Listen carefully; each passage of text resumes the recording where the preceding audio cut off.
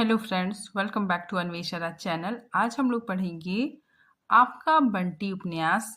ठीक है, जो मनु भंडारी द्वारा रचित है। ठीक है, तो ये जो उपन्यास है आपका बंटी, ये हमारे यूजीसी नेट के सिलेबस में लगा हुआ है। तो आज हम लोग इसको पूरे डिटेल से पढ़ेंगे। ठीक है, चलिए आइए पढ़ना स्टार्ट करते हैं। देखिए, आपका बंटी उपन्यास की लेखिका मनु भंडारी है। इनका जन्म 3 अप्रैल 1931 ईस्वी को भानपुरा मध्य प्रदेश में हुआ। ठीक है, मनु भंडारी का बचपन का नाम, ठीक है, इनके बचपन का नाम महेंद्र कुमारी था। इस उपन्यास का प्रकाशन धर्मयुग पत्रिका में धारावाहिक के रूप में किया गया था। ठीक है, काफी इंपॉर्टेंट है कि धर्मयुग पत्रिका में धारावाहिक के रूप में किया गया था। ठीक है, आगे देखिए, धर्मयुग में धारावाहिक रूप से प्रकाशित उपन्यास आपका बंटी से मनु भंडारी को लोकप्रियता प्राप्त हुई। ठीक है, आगे देखिए, आपका बंटी उपन्यास का प्रकाशन 1971 ईस्वी में हुआ। ठीक है, काफी इंपॉर्टेंट है, याद रखिएगा, इसका प्रकाशन वर्ष 1971 ईस्वी में हुआ। लेखिका ने यह उपन्यास अपने पति राजेंद्र बाबू को समर्पित किया है। देखिए, आपका बंटी जो उपन्यास है, ठीक है, अगर हम इसको शॉर्ट में देखना चाहें कि इस उपन्यास में क्या है, तो देखिए, रचनाकार मनु भंडारी है। ठीक है, प्रकाशन वर्ष 1971 ईस्वी और बाल मनोवैज्ञानिक उपन्यास है। ठीक है, तो ये बाल मनोवैज्ञानिक उपन्यास है। तलाकशुदा पति पत्नी की संतान की समस्या इसमें देखने को मिलता है। ठीक है, फिर आगे देखिए, दाम्पत्य संबंध का विघटन। ठीक है, तो इसमें दाम्पत्य संबंध का विघटन है। बालक में असुरक्षा की भावना, ठीक है, तो बालक में असुरक्षा की भावना देखने को मिलती है। साथ ही मातृ प्रेम की लालसा, ठीक है, तो मातृ प्रेम की लालसा भी देखने को मिलती है। देखिए, मनु भंडारी द्वारा रचित कहानी संग्रह, ठीक है, एक फ्लेट सैलाब, ठीक है, 1968 में प्रकाशित हुआ। ठीक है, मैं हार गई, 3 निगाहों की एक तस्वीर, यह सच है। ठीक है, काफी इंपॉर्टेंट है, यह सच है, इनका कहानी संग्रह है। फिर त्रिशंकु, श्रेष्ठ कहानियां, आंखों देखा झूठ, नायक खलनायक विदूषक। ठीक है, तो ये इनके द्वारा रचित कहानी संग्रह है। अब देखिए, इनके द्वारा रचित उपन्यास, ठीक है, आपका बंटी, ठीक है, जो हम लोग पढ़ने वाले हैं।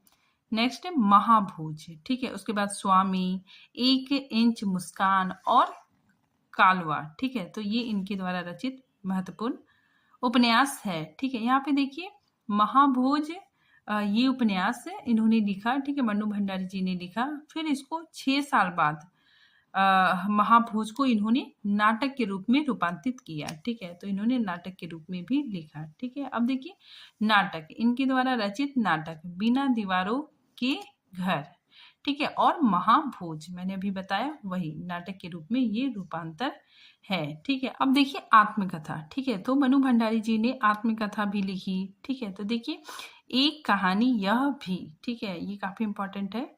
ठीक है, तो देखिए, एक कहानी यह भी, इस आत्मकथा पर इनको व्यास सम्मान, ठीक है, 2008 ईस्वी में सम्मानित किया गया। ठीक है, तो मनु भंडारी जी को इस आत्मकथा में इन्हें व्यास सम्मान से सम्मानित किया गया। ठीक है, अब देखिए, फिल्म पटकथाएं, ठीक है, तो देखिए, रजनीगंधा, ठीक है, काफी इंपॉर्टेंट है, जो रजनीगंधा है, ठीक है, ये एक फिल्म है और यह मतलब यही सच है, इस रचना पर फिल्म बनाई गई। ठीक है, तो रजनीगंधा यह सच है, इस रचना पर फिल्म बनाई गई। ठीक है, फिर निर्मला, स्वामी, दर्पण। अब देखिए, आपका बंटी, ठीक है, अब हम लोग इसको पढ़ते हैं। देखिए, आपका बंटी यह मनु भंडारी का प्रथम स्वतंत्र उपन्यास है। आपका बंटी उपन्यास में मनु भंडारी ने नारी जीवन से संबंधित दाम्पत्य, तलाक,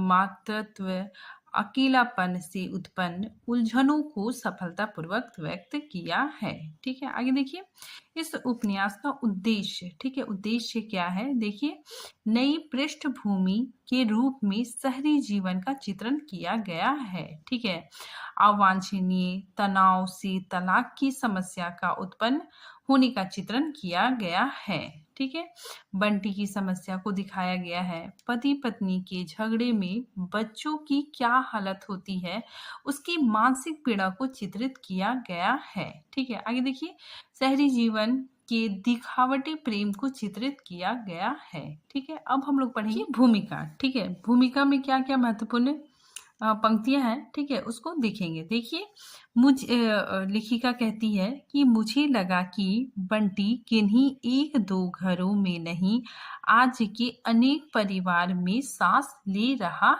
है, अलग अलग संदर्भों में, अलग अलग स्थितियों में। ठीक है, तो इनका कहने का मतलब है कि आज के समय में अनेक परिवार है, ठीक है, उसमें कहीं ना कहीं बंटी है। ठीक है, लेकिन आगे लेखिका कहती है, लेकिन एक बात मुझे इन बच्चों में समान लगी और वह यह कि ये सभी फालतू, गैर जरूरी और अपनी जड़ों से कटे हुए हैं। किसी एक व्यक्ति के साथ घटी घटना दया, करुणा और भावुकता पैदा कर सकती है, लेकिन जब अनेक जिंदगियां एक जैसे सांचे में ही सामने आने लगती है, तो दया और भावुकता के स्थान पर मन में धीरे धीरे एक आतंक उभरने लगता है। ठीक है, मेरे साथ भी यही हुआ। ठीक है, तो देखिए ये सारी चीजें भूमिका में लिखा हुआ है। ठीक है, तो ये भूमिका स्वयं मनु भंडारी जी ने ही लिखा है। ठीक है, आगे देखिए लेखिका कहती है कि यही कारण है कि बंटी मुझे तूफानी समुद्र यात्रा में किसी द्वीप पर छूटे हुए अकेले और असहाय बच्चे की तरह नहीं, वरन अपनी यात्रा के कारणों के साथ और समांतर जीते हुए दिखाई दिया। इसके बाद ही स्थितियों को देखने का सारा धरातल बदल गया। ठीक है, आगे देखिए शकुन अजय के संबंधों की टकराहट में सबसे अधिक पिस्ता बंटी है। ठीक है, तो लेखिका कहती है कि शकुन और अजय के संबंधों के बीच में सबसे ज्यादा पिस्ता बंटी है। शकुन चक्की पीस पीस कर बेटे का जीवन बनाने में अपने आप को स्वाहा कर देने वाली मां नहीं थी, बल्कि स्वतंत्र व्यक्तित्व, आकांक्षाएं और आजीविका के साधनों से तृप्त मां थी। इस नारी और मां के आपसी द्वंद्व का अध्ययन ही शकुन को उसका वर्तमान रूप देता है। ठीक है, तो देखिए ये पंक्ति काफी इंपॉर्टेंट है। ठीक है, याद रखिएगा आप लोग। देखिए इस पंक्ति में क्या है, शकुन बंटी को माध्यम बनाकर अजय से प्रतिशोध लेती है, या बंटी में तन्मय होकर अपनी सार्थकता तलाश करती है, उसे कभी हथियार के रूप में इस्तेमाल करती है, या कभी अपने एकांकी जीवन के आधार के रूप में। आगे लेखिका लिखती है कि पात्र अपनी अपनी दृष्टि संवेदना की सीमाओं में एक दूसरे को गलत सही कहते रह सकते हैं, लेकिन देखना यह जरूरी होता है कि लेखिकीय समझ किसी के प्रति पक्षपात तो नहीं कर रही। गलत और सही अगर कोई हो सकता है तो वह अजय, शकुन और बंटी के आपसी संबंध। ठीक है, देखिए आगे देखिए, इसी पूरी स्थिति की सबसे बड़ी विडंबना ही यह है कि इन संबंधों के लिए सबसे कम जिम्मेदार और सब और से बेगुनाह बंटी ही इस ट्रेजेडी के त्रास को सबसे अधिक भुगता है। ठीक है, तो लेखिका बोलती है इन सब के बीच बंटी ही ऐसा है, ठीक है, जिसे सबसे ज्यादा दुख होता है। बहरहाल बंटी की यह यात्रा चाहे परिवार की संलिष्ट इकाई से टूटकर क्रमशः अकेले, जड़हीन, फालतू और अन्य चाहे होते जाने की रही हो, लेकिन मेरे लिए यह यात्रा भावुकता, करुणा से गुजरकर मानसिक यातना और सामाजिक प्रश्नकुलता की रही है। ठीक है। फिर आगे देखिए, जीते जागते बंटी का तिल तिल करके समाज की एक बेनाम इकाई भर बनते चले जाना यदि पाठकों को सिर्फ आंसू विगलित ही करता है तो मैं समझूंगी कि यह पत्र सही पते पर नहीं पहुंचा। ठीक है, तो ये सारी चीजें भूमिका में है। ठीक है, खुद लेखिका ने लिखा है। ठीक है, तब अब हम लोग का भूमिका खत्म हो गया। ठीक है, अब हम लोग जो रचना है आपका बंटी, ठीक है, उसको पढ़ते हैं। ठीक है, आपका बंटी मनु भंडारी के उन बेजोड़ उपन्यासों में है जिसके बिना ना 20वीं शताब्दी के हिंदी उपन्यास की बात की जा सकती है, ना स्त्री विमर्श को सही धरातल पर समझा जा सकता है। बच्चों की निगाहों और घायल होती संवेदना की निगाहों से देखी गई परिवार की यह दुनिया एक भयावह भयावह दुस्वप्न बन जाती है। ठीक है, कहना मुश्किल है कि यह कहानी बालक बंटी की है या माँ शकुन की। ठीक है, सभी एक दूसरे से ऐसे उलझे हुए हैं कि एक ही त्रासदी सभी की यातना बन जाती है। अब हम लोग देखते हैं कथानक। ठीक है, आपका बंटी जो उपन्यास है, ठीक है, उसकी समीक्षा। ठीक है, देखिए, उपन्यास के प्रारंभ में बंटी की जन्म पत्री के रूप में मनु भंडारी ने अपने वक्तव्य प्रदान किया है। ठीक है, बंटी की परिस्थितियों के संदर्भ में लेखिका का मानना है कि मुझे लगा कि बंटी किन्हीं दो एक घरों में नहीं, आज के अनेक परिवारों में सांस ले रहा है। ठीक है, तो ऐसा कहना मनु भंडारी जी का है। ठीक है, आगे देखिए, संपूर्ण उपन्यास 16 खंडों में विभक्त है। ठीक है, काफी इंपॉर्टेंट है, याद रखिएगा, संपूर्ण उपन्यास 16 खंडों में विभक्त है। बंटी अपनी माँ शकुन के पास रहता है। ठीक है, यहाँ से उपन्यास आरंभ होता है। देखिए, बंटी अपनी माँ शकुन के पास रहता है। शकुन कॉलेज की प्रिंसिपल है। ठीक है, तो बंटी की माँ कॉलेज की प्रिंसिपल है। बंटी को अपनी माँ घर के सहज रूप में अच्छी लगती है। बनावटी श्रृंगार किए प्रिंसिपल बनी माँ उसे अच्छी नहीं लगती। ठीक है, तो बंटी को अपनी माँ जो घर में सहज रूप से रहती है, ठीक है, वो अच्छी लगती है, और जो प्रिंसिपल बनी हुई माँ उसको अच्छी नहीं लगती है। ठीक है, आगे देखिए, घर में कामकाज के लिए फूफी है। वह बंटी को सोनल रानी की कहानियां सुनाती है। बंटी बार बार यह महसूस करता है जैसे मम्मी और उसके बीच कोई और भी है, लेकिन वह समझ नहीं पाता। समझ नहीं पाता। बंटी बीच में कभी कभी अपने पापा से भी मिलता रहता है। वे उनके लिए खिलौने लाते हैं। बंटी खुश होकर उन्हें अपने दोस्त टीटू, ठीक है, उसका दोस्त टीटू है, ठीक है, टीटू को दिखाता है। बंटी को इस बात का दुख है कि उसके मम्मी पापा साथ साथ क्यों नहीं रहते हैं। मम्मी उसे पापा के बारे में कोई बात क्यों नहीं बताती। ठीक है, तो बंटी सोचता है कि मम्मी उसे पापा के बारे में कोई भी बात क्यों नहीं बताती। ठीक है, मम्मी और पापा फिर से दोस्ती क्यों नहीं कर लेते। ठीक है, ऐसे अनेक सवाल बंटी के मन मस्तिष्क में चलते रहते हैं। एक दिन बंटी के घर वकील चाचा आते हैं। वे जब भी आते हैं पापा की कोई बात और खिलौना लेकर आते हैं, लेकिन इस बार बंटी को कुछ अजीब लगा। ठीक है, वकील चाचा शकुन को बताते हैं कि अजय मीरा के साथ खुशी से रह रहा है। उसने तलाक का फॉर्म भिजवा दिया है। तुम्हें भी आगे अपने जीवन के बारे में सोचना चाहिए। ठीक है, तो देखिए, बंटी के घर में वकील चाचा आते हैं। ठीक है, और शकुन को बतलाते हैं कि अजय कौन है? बंटी का पापा। ठीक है, तो अजय दूसरी महिला के साथ, ठीक है, मीरा के साथ रहने लगा है। साथ ही उसने शकुन को तलाक पेपर भेजा है। ठीक है, और वकील चाचा बोलते हैं कि तुम्हें भी, मतलब शकुन को भी आगे अपने जीवन के बारे में सोचना चाहिए। ठीक है, फिर आगे देखिए, अजय के सेटल होने की सूचना शकुन को परेशान कर देती है। शकुन के लिए अजय के साथ रहने की यातना भी बड़ी विकट थी और अलगाव का त्रास। वकील चाचा शकुन को सुझाव देते हैं कि बंटी को हॉस्टल भेज देना चाहिए। ठीक है, तो वकील चाचा शकुन को कहते हैं कि बंटी को हॉस्टल भेज देना चाहिए। ठीक है, मगर शकुन 8-9 साल के बंटी को अपने से दूर रखना नहीं चाहती है।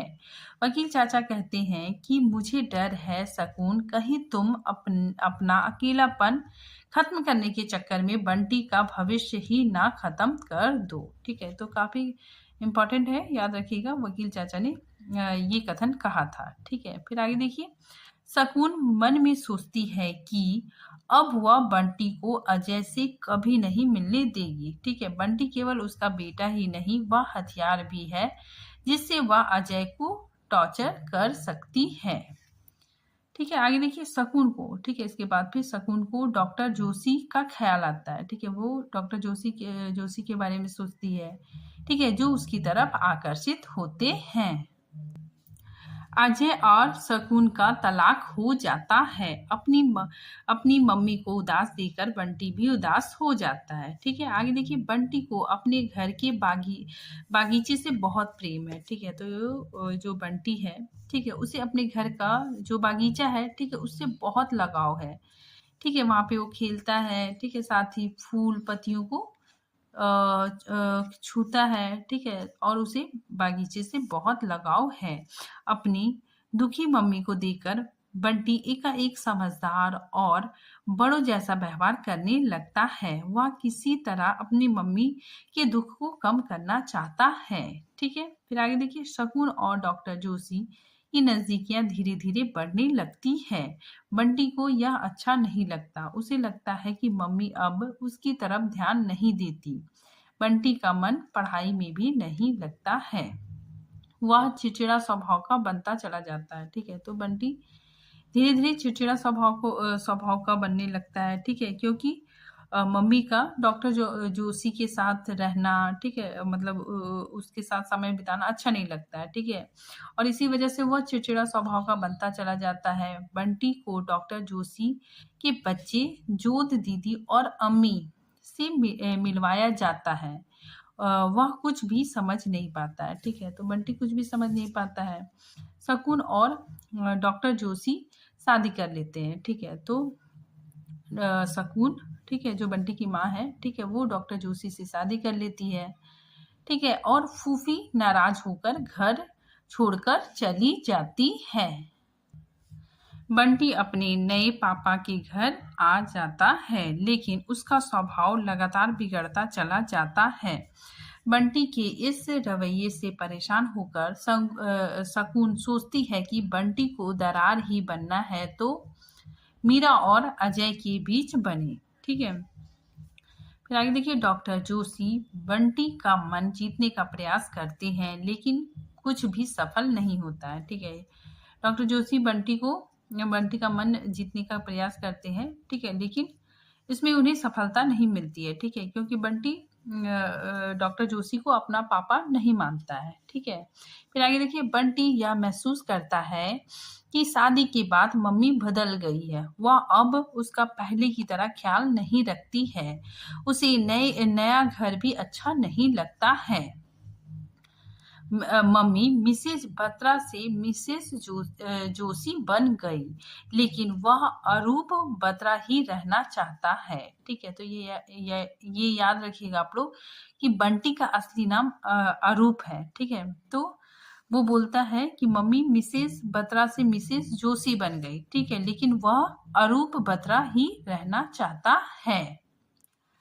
बंटी की जिद बढ़ती जाती है। वह घर की तरह स्कूल से भी उखड़ जाता है। ठीक है, बंटी चाहता है कि मम्मी उसकी वजह से परेशान हो और उसकी तरफ ध्यान दे, उसे पहले की तरह प्यार करे, लेकिन ऐसा नहीं होता है। एक समय के बाद बंटी का गुस्सा और जिद बंद हो जाता है। ठीक है, वह भीतर ही भीतर सहम जाता है और अपने पापा के पास जाने का जिद करने लगता है। शगुन बंटी से पूछती है, क्या तेरा सचमुच ही मन नहीं लगता? तू पापा के पास जाना चाहता है, जाएगा? ठीक है, मतलब उसकी मम्मी पूछती है कि क्या तुमको यहाँ पे मन नहीं लगता है, ठीक है, तुम अपने पापा के पास जाना चाहते हो? ठीक है। बंटी अपने पापा के साथ जाने के लिए तैयार हो जाता है।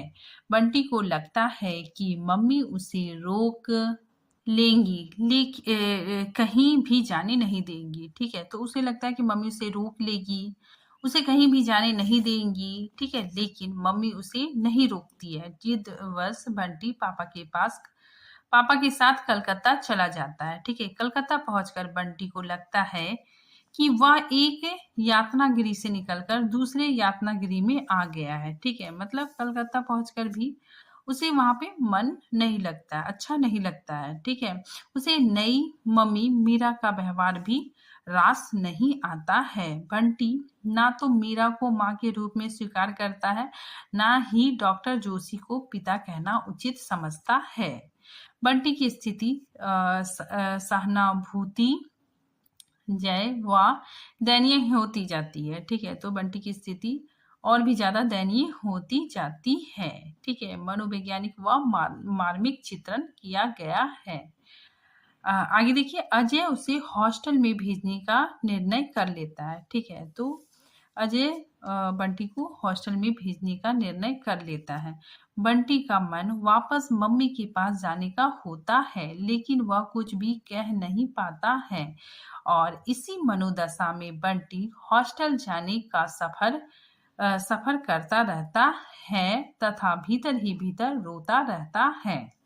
ठीक है, तो यहाँ पे इस उपन्यास का सारांश खत्म हो जाता है। ठीक है, आगे देखिए, लेखिका का उद्देश्य टूटे हुए दाम्पत्य को दिखाना मात्र नहीं है, अपितु खंडित माता पिता के बच्चों को किन परिस्थितियों से गुजरना पड़ता है यह दिखाया गया है। ठीक है, तो लेखिका यहाँ पे दाम्पत्य जीवन को दिखाना इनका उद्देश्य नहीं है। ठीक है, बल्कि माता पिता के अलग हो जाने से बच्चे को किन किन परिस्थितियों से गुजरना पड़ता है, ठीक है, ये चीज दिखाया गया है। ठीक है, दिखाने की कोशिश लेखिका ने की है। ठीक है, कि माता पिता के अलग होने से, ठीक है, बच्चों को किन किन परिस्थितियों से गुजरना पड़ता है। आगे देखिए, शकुन और अजय अहम भाव के चलते एक दूसरे से अलग हो जाते हैं। ठीक है, दोनों का तलाक हो जाता है। ठीक है, तो इसमें लेखिका बताती है कि शकुन और अजय, उसमें मतलब उनके रिश्ते में कोई खास रीजन नहीं था। ठीक है, वो लोग अहम भाव के कारण, ठीक है, अहम भावना के कारण, ठीक है, एक दूसरे को नीचे दिखाने के कारण एक दूसरे से अलग हो जाते हैं और तलाक ले लेते हैं। ठीक है, विवाह विच्छेद की त्रासदी में पिस रहे बच्चे बंटी को केंद्र में रखा गया है। अब देखिए प्रमुख पात्र। ठीक है, बंटी उपन्यास का प्रमुख पात्र है, माता पिता होने के बाद भी अनाथ है। नेक्स्ट देखिए, शकुन बंटी की माँ व कॉलेज की प्रिंसिपल है। ठीक है, साथ ही स्वतंत्र विचारों वाली है। अजय बंटी का पिता, ठीक है, बंटी का पिता और अहम भाव से ग्रसित है। ठीक है, आगे देखिए, वकील चाचा शकुन व अजय का वकील। ठीक है, नेक्स्ट देखिए, फूफी शकुन की घर की नौकरानी है। ठीक है, साथ ही विश्वास पात्र भी है। नेक्स्ट टीटू बंटी का दोस्त है। ठीक है, नेक्स्ट पात्र देखिए, मीरा अजय की दूसरी पत्नी, डॉक्टर जोशी शकुन के दूसरे पति, हीरालाल शकुन का नौकर, ठीक है, वो माली का भी काम करता है, जोत दीदी और अम्मी, ठीक है, ये डॉक्टर जोशी के बेटा बेटी है। ठीक है, चुन्नू अजय और मीरा का बेटा। ठीक है, मिसेस कौशिक शकुन की सहकर्मी। ठीक है, फिर बीभू, कैलाश, कुन्नी, ये बंटी के दोस्त हैं। ठीक है, फिर आगे देखिए, बंसीलाल डॉक्टर जोशी का नौकर है। अब देखिए उपन्यास के महत्वपूर्ण कथन। ठीक है, जब आदमी एक जगह धोखा खाता है तो उसे लगता है सब जगह धोखा ही धोखा है, पर ऐसा होता नहीं है। ठीक है, ये वकील चाचा कहते हैं। नेक्स्ट, औरत कहीं कि कहीं पहुंच जाए, फिर भी पुरुष का साथ उसके लिए कितना जरूरी है, पर वह साथ हो सही अर्थों में। ठीक है, ये शकुन कहती है।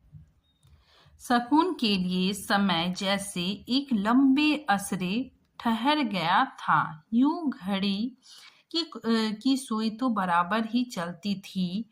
रोज सवेरे पीछे के आंगन से घुसकर धूप सारे घर को चमकाती दमकाती दोपहर को लॉन में फैल पसर कर बैठ जाती और शाम को बड़ी अलसाई सी धीरे धीरे सरकते हुए पीछे की पहाड़ी में छिप जाती। ठीक है, ये कथन भी उपन्यास में आया है। ठीक है, आगे देखिए। बाप के रहते यह बिना बाप का हो रहा, अब माँ के रहते रहते यह बिना माँ का ना हो जाए। ठीक है, तो ये कथन फूफी शकुन से कहती है। इस देश में तो 3 भी नहीं 2, बस 2 बच्चे पैदा करना चाहिए। तीसरा बच्चा फालतू बच्चा, तीसरा बंटी फालतू बंटी। ठीक है, आगे देखिए। ठीक है बेटे, तू वहीं चला जा, तेरे पापा तुझे लेने आ रहे हैं। अब मैं भी नहीं रोकूंगी। जब तू ही खुश नहीं तो आखिर अपने पापा से कम जिद्दी तो तू भी नहीं। ठीक है, तो ये कथन शकुन बंटी को कहती है। ठीक है, जब उसके पापा उसको ले जाने के लिए आते हैं तभी शकुन बंटी से कहती है। आगे देखिए।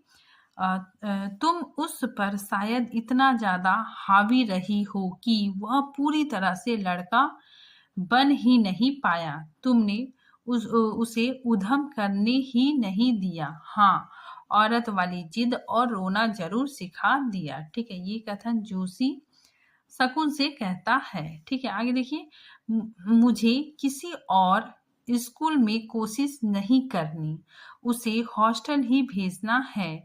यहाँ घर में रखने के लिए मैं उसे नहीं लाया हूँ। मैं क्या जानता नहीं कि इस घर में। ठीक है, तो ये कथन अजय मीरा से कहता है। ये कथन काफी इम्पोर्टेंट है। ठीक है, क्योंकि ये कथन मनु भंडारी जी ने ही कहा है। ठीक है, अपनी भूमिका में। ठीक है, देखिए।